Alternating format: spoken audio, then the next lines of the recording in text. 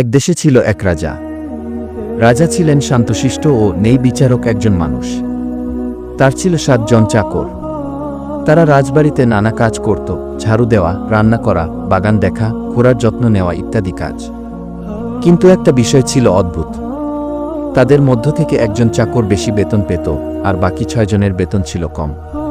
প্রথমে কেউ কিছু বলেনি, কিন্তু সময়ের সাথে সাথে 6 জনের মনে প্রশ্ন জাগল, আমরা সবাই তো সমান কাজই করি, তাহলে আমাদের বেতন কম কেন?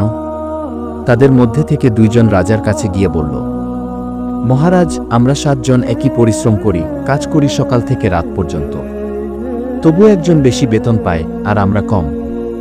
এটা কি ন্যায় সমস্ত? রাজা কিছু বলল না, শুধু বলল, আগামীকাল সবাই রাজপ্রাসাদের পেছনের বাগানে আসো। পরের দিন সকালে রাজা 7 জন চাকরকে একটি করে জুড়ি দিয়ে বলল, এই জুড়িগুলো নিয়ে জঙ্গলে যাও আর সেখান থেকে শুকনো পাতা কুড়িয়ে আনো। কে কেমন কাজ করে আমি দেখব। চাকররা সবাই জঙ্গলে চলে গেল এবং সবাই কাজ শুরু করল। কিন্তু দেখা গেল যে 6 জন শুধু বাইরের দিকের কিছু পাতা তুলে আনলো, আর যে চাকর বেশি বেতন পায় সে জঙ্গলের গভীরে গিয়ে পরিশ্রম করে খুঁজে খুঁজে ভালো শুকনো পাতা তুলে আনল। তার ঝুড়িও ভরা, পাতাগুলো পরিষ্কার।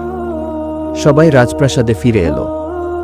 রাজা সবার জুড়ি দেখে বলল, তোমরা সবাই কাজ করো ঠিকই, কিন্তু যার জুড়ি সবচেয়ে ভরা, যে সবচেয়ে পরিষ্কার পাতা নিয়ে এসেছে, সে হচ্ছে সেই চাকর যে সবসময় বেশি মন দিয়ে কাজ করে, তাই তার বেতন বেশি।